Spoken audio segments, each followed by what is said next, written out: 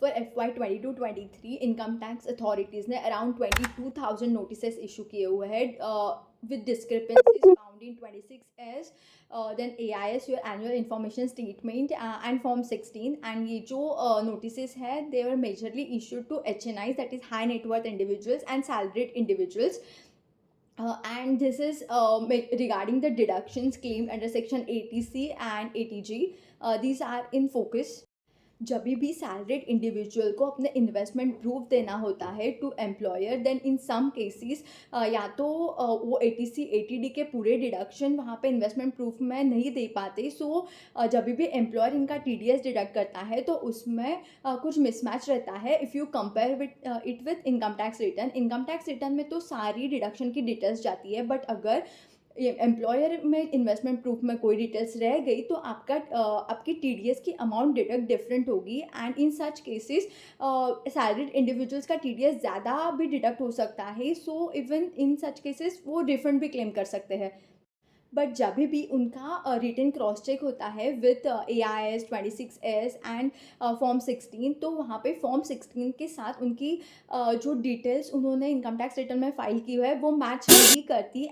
then in such cases it can be flagged off as discrepancies. Even अगर आपने income tax return में HRA house rate allowance claim किया है but अगर वो आपके फॉर्म 16 में नहीं है तो इन सच केसेस ऑल्सो ये discrepancy tax authority department flag off करेगा. And even notices can be issued in such cases. Even जो नोटिसेस आई हुई है it is for discrepancies found in reporting of foreign assets. आपको income tax return में अगर आप फॉरेन में कोई सपोज प्रॉपर्टी ओन करते हैं या आप कोई स्टॉक्स है या आपका फॉरेन बैंक अकाउंट है तो आपको इनकम टैक्स रिटर्न में वो रिपोर्ट करना. But here is a catch, ये जो भी रिपोर्टिंग होती है वो आपको कैलेंडर ईयर के हिसाब से करनी होती है. फॉर एग्जांपल FY 22-23 के रिटर्न के लिए आपको अपने फॉरेन एसेट्स जनवरी 22 से दिसंबर 22 के बीच में जो भी आपने फॉरेन एसेट्स सेल किए हैं उसका रिपोर्टिंग करना होता है. So this is the law by income tax department.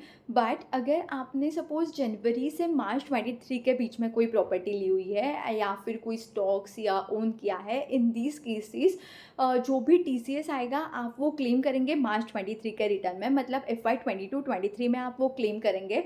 But अब कुछ इंडिविजुअल्स को जो नोटिसेस आई गई हुई है वो इसी रिगार्डिंग है बिकॉज उन्होंने TCS क्लेम तो कर लिया FY 22-23 में बट प्रॉपर्टी का डिस्क्लोजर नहीं दिया. But this is the rule by income tax department and here department is at fault because वही बोलते हैं कि आप रिपोर्टिंग करो जो प्रॉपर्टीज़ आपने जनवरी 22 या दिसंबर 22 के बीच में खरीदी हुई है. उसके बाद जो भी आपने खरीदी हुई है वो आपको 23-24 के रिटर्न में रिपोर्टिंग करना होता है. So in such cases assessee is definitely not at fault.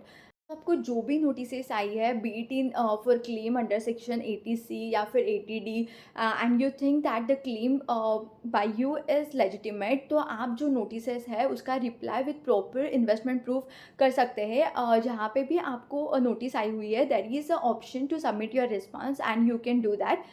जो भी अभी इनकम टैक्स की नोटिसेस आई है they are based on AI they are using. So make sure कि आप ऐसा कोई भी डिडक्शन क्लेम ना करें जो जिसके लिए आप एलिजिबल नहीं है because this can result in a massive penalty. जब भी आप कोई डिडक्शन क्लेम करते हैं और उसका प्रूफ नहीं दे पाते then income tax authority has right कि वो आप पे पेनल्टी इम्पोज करे. And the penalty amount is very high. आपको around 200% of tax amount penalty के दौर पे देना पड़ेगा which is calculated on your actual income if department found any kind of discrepancies in your income. I hope you found this video useful. और इसके अलावा अगर कोई और नोटिसेस आई हुई है and you are not appropriately able to frame the response, then in such cases you should definitely take help of a professional. Thank you.